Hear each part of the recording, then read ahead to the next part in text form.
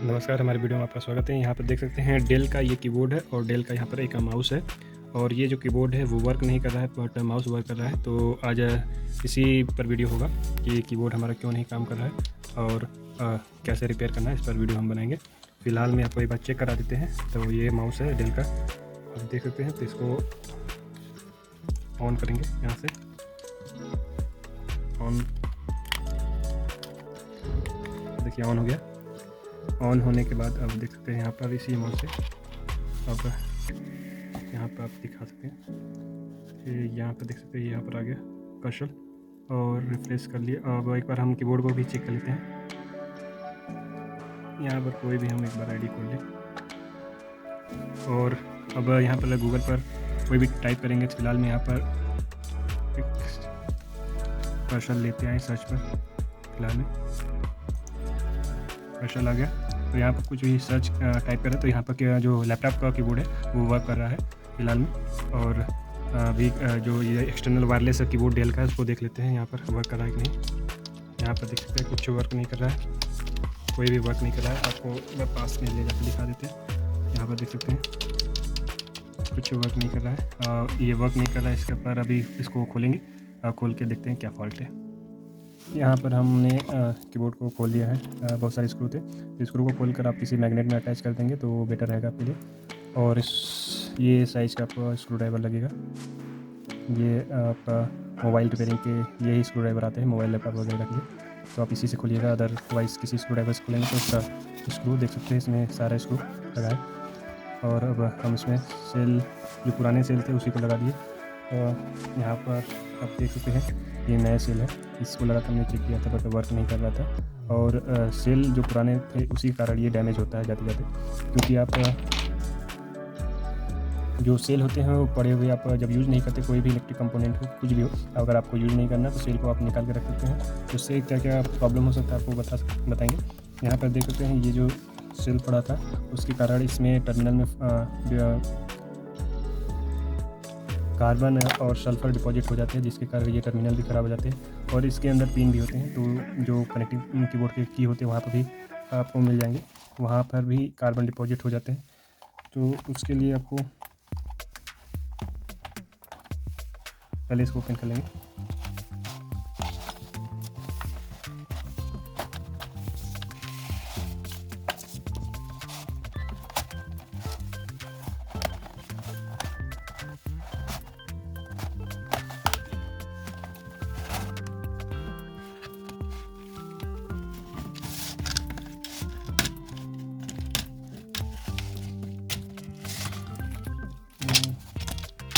ये है कीबोर्ड, ये पूरा अटैच रहता है इसमें, कीबोर्ड का की कोई भी गिर नहीं सकता। और कई कीबोर्ड अगर आप लोकल कीबोर्ड खोलेंगे तो वो पूरा कीबोर्ड का की गिर जाएगा, इसलिए कभी भी कीबोर्ड को खोलते हुए उसका फ़ोटो एक बार ले लें तो आपको लगाने में आसानी होगी।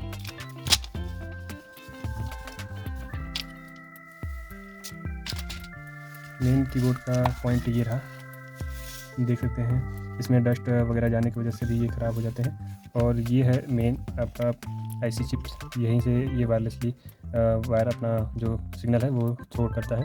और इसको खोलेंगे, इसके नीचे ही ये सारे जो पिन्स होते हैं उसमें कार्बन डिपॉजिट होते हैं, इसमें ज़्यादा कुछ होता नहीं। अगर आप ये पैड हटाएंगे तो इसके नीचे दो आपको प्लास्टिक के टर्मिनल है, इसमें ये जो कनेक्टिंग पॉइंट है ये इस पैड से टच होते हैं तो आपस में कनेक्ट होते हैं, ठीक है। यहाँ पे देख सकते हैं 3-4 इसमें जो ये फिल्म है, प्लास्टिक का फिल्म है, इसमें ये सब कनेक्टिंग पॉइंट है ये। और बीच में एक आपका, अब बीच में देख सकते हैं बीच में ये अलग पॉइंट बने हैं, ये अलग पॉइंट है। ये जब टैप होता है तब उसी हिसाब से ये वर्क करते हैं और ये उसी हिसाब से सिग्नल देते हैं। अभी इसको पहले ओपन कर ले, यहाँ से ओपन करना है तो पहले अनस्क्रू कर ले इसको। यहाँ पर एक एलईडी देख सकते हैं, ये बैटरी लो का सिग्नल है। जब आपका बैटरी लो हो जाएगा तो ये एक लाइट जलेगी, तब आप इसको चेंज कर सकते हैं। और इसमें कैप्स लॉक वगैरह की भी नहीं रहता सिस्टम।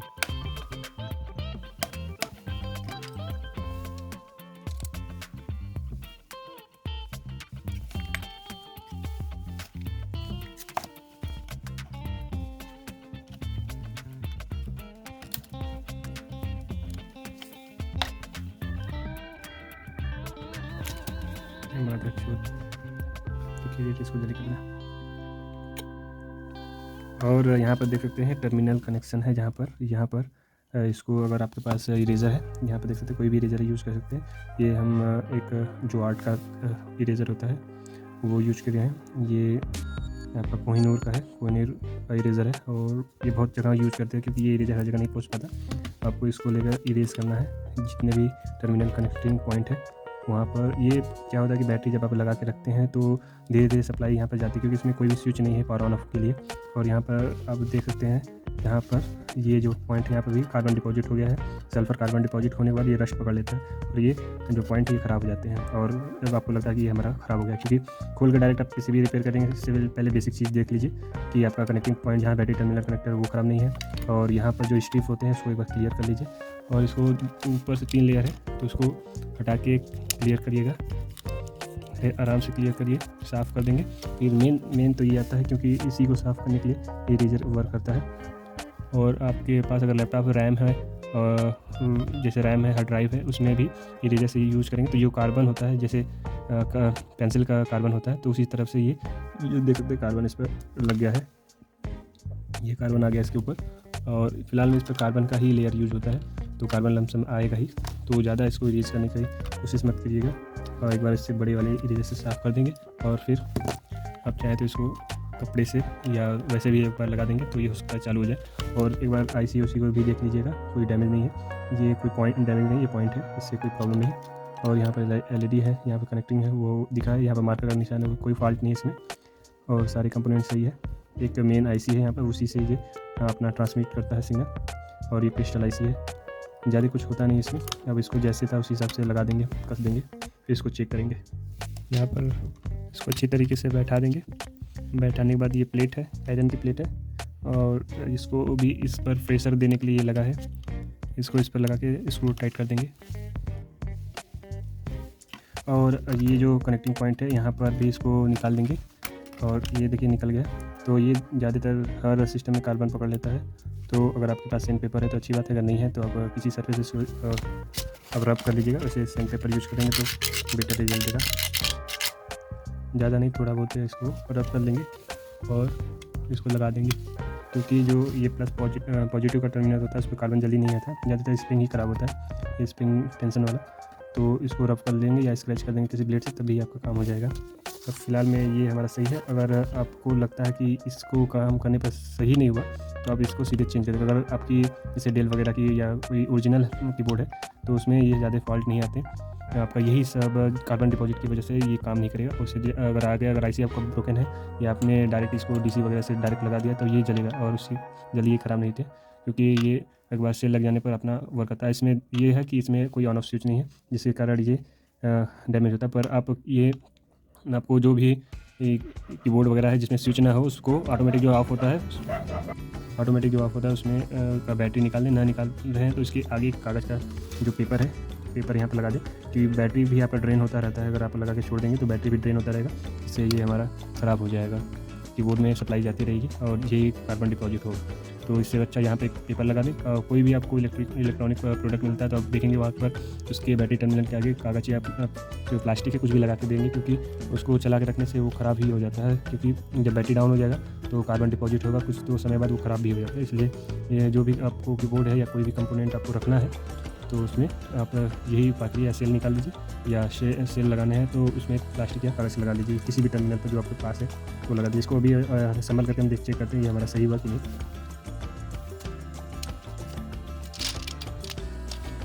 इसको लगाना आसान, आप इसको इस तरह सही जगह फिट कर आप इसको प्रेस कर देंगे, ये अपने जगह बैठ जाएगा। देख सकते हैं पूरी तरीके से ये बैठ गया है यहाँ पर।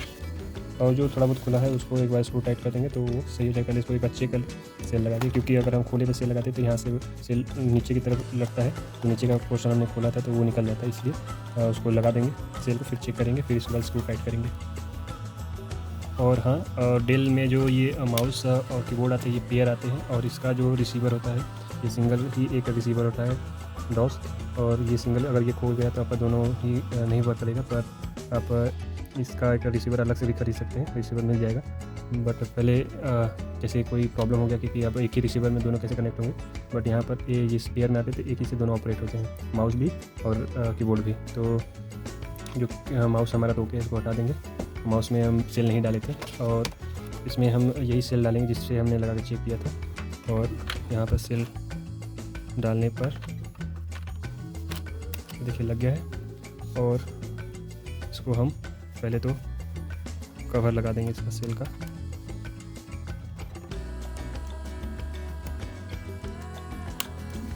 यहाँ पर देखते हैं सेल का कवर लग गया है और अभी हमने स्क्रू टाइट नहीं किया है, तो अभी हम इसको इंस्टॉल करके इसको चेक कर लेंगे।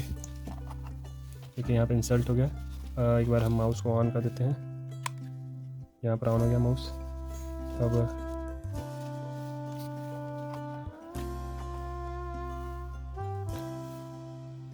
यहाँ पर सही से पोर्ट नहीं लगा था इसलिए काम नहीं कर रहा था, बट अब देख सकते हैं माउस एक बार कर्सर स्क्रीन पर लाते देखिए यहाँ पर।